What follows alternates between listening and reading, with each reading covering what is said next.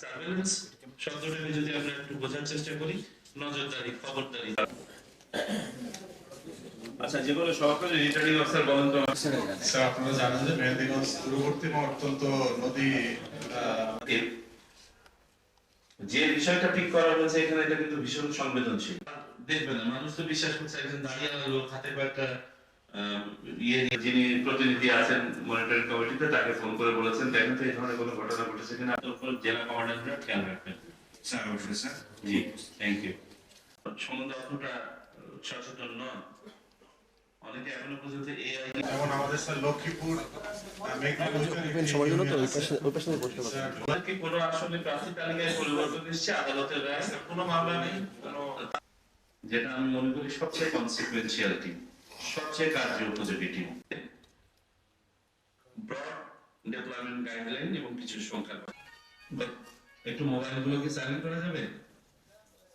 জি, আমরা কয়েকটা কোয়ালিটির কথা বলেছি এবারে নির্বাচন সার্থক করার জন্য। এক নম্বর বলেছি স্বচ্ছতা। আপনি যা করবেন স্বচ্ছভাবে করবেন, খোলামেলাভাবে করবেন, মিডিয়া করে দিবেন, কোনো লুকাছাপা নেই। দুই, নিরপেক্ষতা।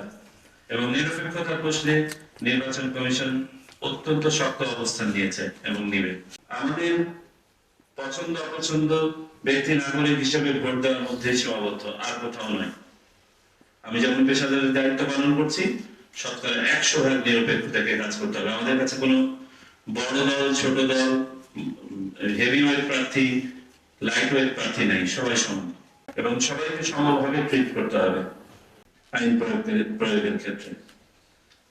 আমি শুধু একটা ওয়ার্নিং বলে রাখি, বলা অমূলক, তদুপরি বলে রাখা ভালো। এই নির্দেশনার পরেও যদি কেউ তার পছন্দ অপছন্দের ঊর্ধ্বে উঠতে না পারেন এবং পক্ষপাতিত্ব করেছেন মর্মে প্রমাণিত হয়, তাহলে পরিণতি খুব খারাপ হবে। নির্বাচন কমিশন খুব কঠিন হবে এই ব্যাপারে।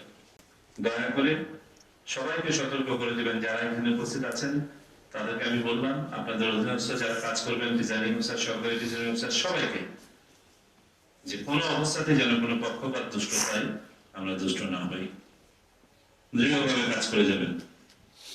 কারণ আপনি দৃঢ় থাকলে পারে আরেকজন আপনার উপর চান্স নিবে না। তার মানে এই নয় যে আমরা সবখানে শুধু বল প্রয়োগ করবো না, আমরা মধ্যপন্থা অবলম্বন করব, আমরা গ্র্যাজুয়াল রেসপন্সে যাব, কিন্তু এট দ্য সেম টাইম আমরা কোন নমনীয়তা দেখাবো না যেখানে দুষ্টামি হচ্ছে।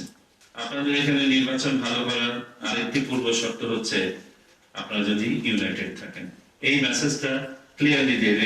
এই মিটিং এর আমার অন্যতম উদ্দেশ্য হচ্ছে এটা, যে একটা ইউনাইটেড টিমকে একটা প্ল্যাটফর্মে দেখা এবং বোঝানো যে ইউনিটি মানে কি। আমি যে কমিটিগুলো ভেঙে বোঝালাম, এটা বোঝালাম যে ইউনিটির রিকোয়ারমেন্টটা কি।